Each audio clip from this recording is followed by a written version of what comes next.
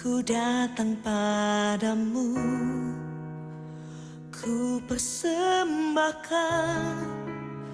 puji dan syukurku.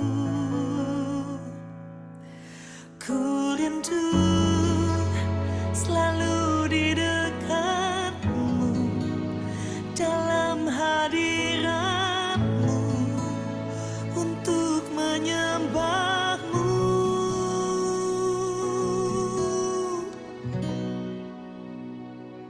Segala pujian, hormat, kemuliaan layaklah bagimu. Ku sembah Kau untuk selamanya. Ku angkat tanganku memuji nama-Mu. Yesus, Engkau Tuhan. Ku tinggikan nama-Mu di atas segalanya.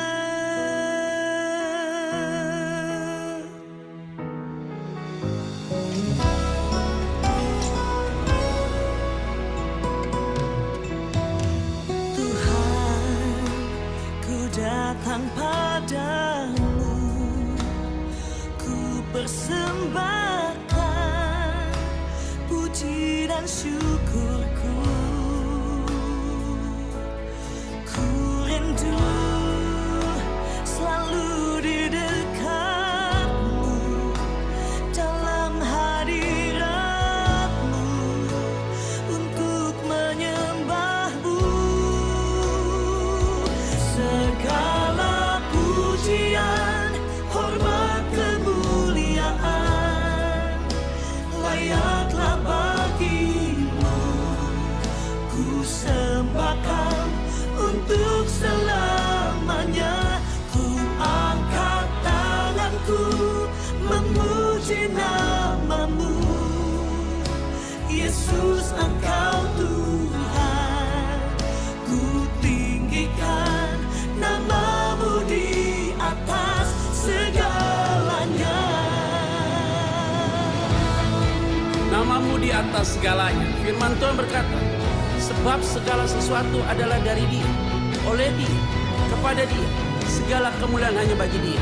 Tidak ada satu orang pun yang dapat menyangkal tentang pernyataan itu. Maka apa yang kau miliki, apa yang kau lakukan hari ini, ingat, bukan karena kita, tapi karena Dia. Kita hanya dipercayakan untuk mengoperate, memanage dengan baik. Maka hidup kita hanya bisa menyembah Dia, mengagungkan Dia, mempermuliakan nama Dia hari ini sampai dengan selamanya. Yesus, Engkau Tuhan selamanya. Segala pujian, hormat, kemuliaan layaklah bagimu. Ku sembah Kau untuk selamanya.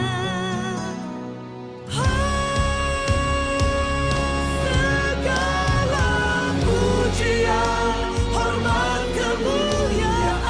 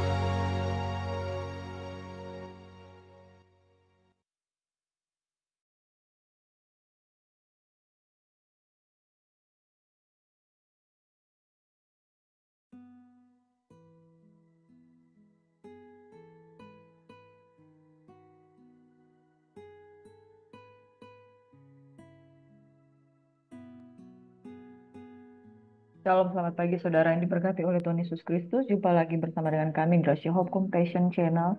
Mari siapkan hati kita untuk berdoa, untuk memuji kebesaran Tuhan dan menerima sabda firman Tuhan. Kami tinggikan Engkau Yesus. Yesuslah Tuhan bagi segala bangsa, Yesuslah Tuhan dan Raja. Kami menjadikan Engkau menjadi juru selamat dalam kehidupan kami. Kami sungguh bersyukur Engkau Tuhan yang menyelamatkan kami. Semua orang telah berdosa dan telah kehilangan kemuliaan Allah, tetapi diberkatilah mereka yang percaya di dalam namanya. Dalam nama Yesus Tuhan, ketika kami percaya, kami diselamatkan. Kami bersyukur, kami terima firman-Mu hari ini. Haleluya. Amin. Bapak Ibu Saudara yang diberkati, kemarin kami melakukan kunjungan pelayanan di salah satu rumah sakit yang ada di daerah kami. Waktu kami mengunjungi, kami bersama dengan tim doa yang ada, kami menyampaikan tentang doa menerima Tuhan Yesus sebagai Tuhan dan Juru Selamat secara pribadi. Kami datang ke sana dengan motivasi untuk melayani jiwa-jiwa. Kami tidak tahu apa yang menjadi masalah dan pergumulan mereka. Tapi saudara, ketika mereka mendengarkan firman, mereka buka hati. Mereka buka hati dan menerima lawatan Tuhan.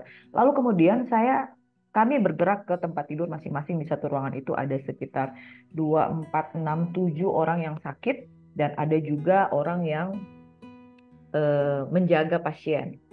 Waktu sementara berdoa, saya tergerak, saya pergi ke satu ibu. Saya tanya, ibu sakit apa? Saya sakit tekanan darah tinggi tapi udah baikan. Terus apalagi sakit asam lambung. Sebelum saya tanya lebih lagi, tangan saya terarah ke perutnya karena dia katakan dia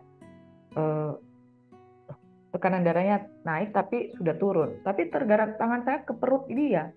Saya berdoa menjamah perutnya. Lalu saya tanya lagi, ibu sakit apa lagi? Sakit asam lambung. Oh, ternyata dengan kepekaan roh Tuhan taruhkan. Benar, di perutnya, daerah perutnya ada bagian yang sakit. Terus kami mendoakan, mereka terima Yesus dan percaya. Lalu wajah ibu ini ada sesuatu di dalam dirinya yang saya doakan lagi. Ibu sudah melepaskan pengampunan. Lalu dia langsung matanya meneteskan air mata. Sambil dia mulutnya itu sedikit gemetar. Lalu dia bilang, ya saya menyimpan kekecewaan. Ibu bisa sebutkan namanya satu persatu? Nggak bisa, Bu. Saya nggak bisa sebut. Loh kenapa? Ya, karena mungkin dia sudah mengalami terlalu sakit apa yang dialami. Saudara, ketika saya mendoakan dia menangis. Jatuh air matanya dan dia terisak-isak, saudara. Lalu saya tuntun dia, ibu lepaskan pengampunan ya.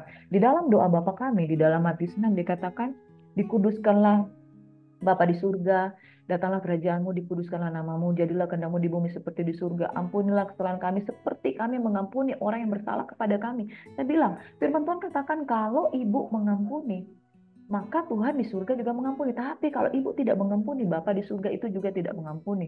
Lalu dia belajar untuk melepaskan pengampunan. Saya tuntun dan saudara, saya katakan, ibu lepaskan pengampunan. Supaya ibu mengalami kelegaan. Saudaraku yang diberkati oleh Tuhan Yesus Kristus, kabar pertobatan ini saya sampaikan kepada orang ini. Saya taat. Saya taat dengan kepekaan roh, saya datangi ibu itu dan sampaikan kebenaran ini. Dan ternyata itulah yang dia alami. Dia sakit asam lambung, dia menyimpan kepahitan, dia menyimpan kebencian, dan dia ada di rumah sakit, dirawat di sana. Saya bilang, ibu, hidup manusia itu singkat. Hari ini kita nggak tahu apa ibu, orang yang ibu benci itu yang duluan pulang ke rumah Bapak, atau ibu yang lebih dulu pulang, entah kemana. Karena firman Tuhan katakan, aku juga tidak mengampuni kalau kamu tidak mengampuni. Nah, saudara harus bereskan urusan-urusan di dunia ini, supaya ketika kita siap untuk dijemput Tuhan, kita sudah melakukan pemberesan baik dengan sesama kita maupun dengan diri sendiri, maupun dengan Tuhan, yaitu bertobat dari segala dosa-dosa kita. Lalu kemudian selesai berdoa untuk ibu ini, di bed yang satu teman saya lagi mendoakan pasien yang satu. Ada penjaganya, anaknya. 2 orang. Lalu saya dekati anaknya yang lagi duduk. Dia cuma diam aja. Lalu saya bilang, kamu mau didoakan? Ya, saya mau. Apa yang mau didoakan? Keluarga saya. Terus, suamimu bagaimana? Hubunganmu dengan dia baik-baik saja? Ada masalah? Lalu langsung saya kejar lagi. Kalian ada masalah apa? Kami baru balikan. Oh, udah balik ya. Sama ada perselingkuhan? Lalu dia bilang, iya. Sama-sama selingkuh, saya tanya, iya sama-sama selingkuh. Saya nggak tahu Tuhan taruhkan itu di hati saya untuk menanyakan ke dia. Dan tepat dengan situasinya pada waktu itu, iya, saya selingkuh. Dan kalian sama-sama selingkuh? Iya, kami sama-sama selingkuh. Dan mereka sudah balikan. Nah, kalian balikan, bertobat dengan sungguh-sungguh. Saya doakan dia, langsung dia hancur hati, menangis, saudara. Dan kemudian saya tuntun dia, kalau kamu mau sungguh-sungguh dengan Tuhan, lupakan masa lalu, jangan lagi saling menghakimi karena kalian sama-sama sudah jatuh dalam dosa. Semua orang telah berdosa dan telah kehilangan kemuliaan Allah. Saya tuntun dia di dalam doa terima Yesus, saya tuntun dia di dalam doa pertobatan, dan saya berdoa, ayo minta nomor teleponmu biar kami muridkan. Nah, saudara, kalau dia berikan nomor teleponnya, dia waktu didoakan dia menangis, dan dia menangis. Nah, saudara, saya mau bilang begini, saudara, sampaikan berita pertobatan, baik atau tidak baik waktunya. Mungkin kita ketemu dengan seseorang, dia dalam keadaan fine, dia dalam keadaan baik-baik saja, dia di sana sebagai penjaga mamanya yang sedang sakit, tapi ternyata dia butuh lawatan Tuhan. Kabar ini harus engkau sampaikan. Maka Yesus sungguh ada di sekitar kita untuk menyelamatkan kita manusia yang berdosa ini. Nah, pagi hari ini saya mau kabarkan bahwa Yesus ada datang ke dalam dunia. Diberkatilah orang yang percaya. Di dalam Kisah Rasul 4 ayat 12 dikatakan, keselamatan tidak ada di dalam nama lain selain nama Tuhan Yesus Kristus. Saudara, Yesus sudah datang memberitakan sendiri dengan tubuhnya sendiri yang sudah tersalib untuk kita. Jangan sampai engkau tidak percaya. Kalau engkau tidak mau diberikan satu tanda yang lebih luar biasa lagi dari tanda Nabi Yunus dan tanda kematian dan kebangkitan Yesus Kristus. Lukas 11 ayat 29 hingga 36. Ketika orang banyak mengerumuninya, berkatalah Yesus, angkatan ini adalah angkatan yang jahat. Mereka menghendaki suatu tanda, tetapi kepada mereka tidak akan diberikan tanda selain tanda Nabi Yunus. Sebab seperti Yunus menjadi tanda untuk orang-orang Niniwe, demikian pula anak manusia akan menjadi tanda untuk angkatan ini. Pada waktu penghakiman, ratu dari selatan itu akan bangkit bersama orang dari angkatan ini dan ia akan menghukum mereka. Sebab ratu ini datang dari ujung bumi untuk mendengarkan hikmat Salomo, dan sesungguhnya yang ada di sini lebih daripada Salomo. Pada waktu penghakiman, orang-orang Niniwe akan bangkit bersama angkatan ini dan mereka akan menghukumnya. Sebab orang-orang Niniwe itu bertobat waktu mereka mendengarkan pemberitaan Yunus, dan sesungguhnya yang ada di sini lebih daripada Yunus. Saudara, Yesus mengatakan, angkatan ini adalah angkatan yang jahat. Mereka menghendaki tanda, tetapi kepada mereka tidak akan diberikan tanda selain tanda daripada Nabi Yunus. Berapa kali orang Farisi, ahli Taurat, pemimpin-pemimpin agama Yahudi, pemuka-pemuka agama, orang-orang Herodian, orang-orang Farisi, orang-orang Saduki meminta tanda daripada Yesus. Tunjukkan kalau engkau adalah Mesias. Tunjukkan kalau ini kuasa dari mana, dari surga atau dari bumi. Mereka meminta tanda, tetapi karena angkatan ini adalah angkatan yang jahat, mereka tidak akan diberikan tanda selain tanda Nabi Yunus. Tanda Nabi Yunus adalah berbicara tentang dia masuk ke dalam perut ikan, kemudian bangkit, dimuntahkan dari perut ikan pada hari yang ketiga. Tanda Nabi Yunus itu compare dengan kematian dan kebangkitan Yesus. Kematian Yesus pada hari yang ketiga, bangkit pada hari ketiga. Saudara, itu adalah tanda yang diberikan kepada mereka. Tidak akan diberikan tanda lain selain tanda Nabi Yunus, yaitu berbicara tentang 3 hari di dalam maut, kemudian mengalami kebangkitan. Dan Nabi Yunus adalah satu tanda mujizat. Kenapa sebuah tanda mujizat? Orang-orang tahu dia sudah dibuang ke laut, orang-orang tahu dia sudah dimakan di perut ikan, tetapi dia bangkit dan kemudian dia memberitakan kabar pertobatan kepada orang-orang Niniwe. Sedangkan orang-orang Niniwe, mereka latar belakang adalah bangsa yang satu kota itu bangsa yang penuh dengan dagang yang kaya, berasal dari berasal dari kerajaan Asyur. Mereka adalah kota Niniwe yang tidak mengenal Tuhan.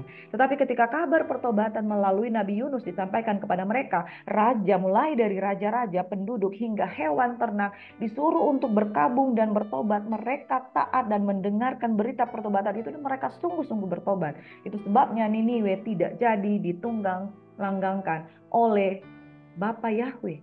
Nah, saudaraku yang diberkati, sedangkan bangsa Yahudi, mereka sudah menerima tanda itu tentang berita kematian dan kebangkitan Yesus pada hari yang ketiga, tentang Mesias, dan Mesias itu lebih daripada hikmat Salomo. Sedangkan Ratu Sheba itu saja itu datang jauh-jauh dari negeri selatan untuk pergi berkunjung kepada Salomo untuk mendengar hikmat dari Salomo, dan ini lebih daripada hikmat Salomo. Kabar pertobatan itu mereka dengar langsung, tetapi mereka masih terus meminta tanda.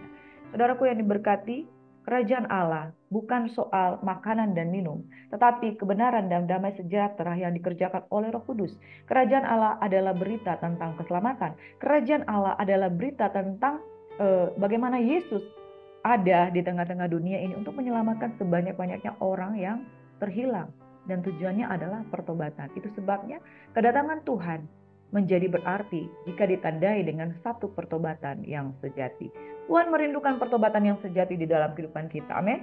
Dan biarlah kita percaya dan percaya dan percaya, karena hanya satu indikator ini yang Tuhan cari. Apakah ketika aku kembali ke dunia ini, aku mendapati iman di bumi? Saudara, Tuhan menghendaki sebanyak-banyaknya orang percaya akan Dia. Dan ketika kita percaya, kita menerima terang, dan terang itu terbit atas kita, dan bawalah terang. Tidak seorang pun di dalam ayat 33, tidak seorang pun yang menyalakan pelita lalu meletakkannya di kolong rumah atau di bawah kandang, melainkan di atas kaki dia, supaya semua orang yang masuk dapat melihat cahayanya. Matamu adalah pelita tubuhmu. Jika matamu baik, teranglah seluruh tubuhmu. Tetapi jika matamu jahat, gelaplah tubuhmu. Karena itu perhatikanlah supaya terang yang ada padamu jangan jadi kegelapan. Jika seluruh tubuhmu terang dan tidak ada bagian yang gelap, maka seluruhnya akan terang. Sama seperti apabila pelita menerangi, saudara, apabila pelita menerangi engkau dengan cahayanya. Demikianlah firman Tuhan pada pagi hari ini, mengingatkan kita, percaya kepada firman, terimalah firman itu. Ketika engkau menerima firman, engkau menjadi terang, dan jangan sampai terang itu menjadi kegelapan. Saudara, kita dipanggil untuk menjadi anak-anak terang, kita tidak dipanggil untuk menjadi anak-anak kegelapan. Terimalah terang itu, hidup di dalam terang, jadi terang, dan bawa terang itu. Tuhan Yesus kiranya memberkati kita semuanya, saudara. Kepada kita sudah diberikan tanda lebih daripada tanda Nabi Yunus, yaitu tanda kematian dan kebangkitan Kristus pada hari yang ketiga, bahwa sesungguhnya Dia datang ke dunia ini untuk menjadi juru selamat dalam kehidupan kita. Terima keselamatan daripada Tuhan. Dan seperti yang saya sudah sampaikan dalam kesaksian tadi sebelumnya, saudara, bahwa kita nggak tahu orang ini butuh Tuhan atau tidak. Tetapi siap sedialah menyampaikan firman kapanpun waktunya. Ketika engkau sampaikan pada saat mereka ada dalam kegelapan, mereka tidak sadar. Tetapi ketika terang itu menjadi nyata, mereka baru sadar. Wah, inilah terang itu. Kemudian anak muda yang dia sudah pisah dengan suaminya, ternyata dia balik lagi karena dua-duanya sama selingkuh. Ketika didoakan, baru dia menyadari, saya itu salah, saya harus bertobat. Saudara, sampaikan firman, sampaikan berita, sampaikan terang itu. Jadilah terang, dan jangan sampai terang yang ada padamu menjadi gelap. Tuhan memberkati. Mari berdoa. Bapa di surga, berita tentang Yesus adalah satu kebenaran yang tidak dapat ditolak oleh siapapun, dan kebenaran itu harus terus disampaikan. Dan kami yang sudah menerima kebenaran, kami menjadi terang. Biarlah kami menjadi pembawa terang, pembawa kebenaran, pembawa Injil. Dan di dalam nama Yesus Tuhan, biarlah terang yang ada pada kami tidak menjadi kegelapan, tetapi biarlah terang yang ada pada kami bawa dimanapun kami berada, untuk menjadi anak-anak terang, dan kemuliaan Tuhan terbit atasnya. Tuhan kiranya memberkati setiap umat Tuhan yang mendengarkan firman, menjadi anak-anak terang, menjadi anak-anak Tuhan yang bangkit dan bercahaya, seperti rembang tengah hari, menjadi bintang-bintang yang bercahaya di langit. Dalam nama Yesus Tuhan, kami menjadi anak-anak terang, kami membawa terang, kami menjadi pembawa damai. Dalam nama Yesus kami berucap syukur, kami terima berkat Tuhan. Haleluya. Amin. Shalom saudara kekasih Tuhan, selamat beraktivitas and God bless you. Tuhan Yesus memberkati.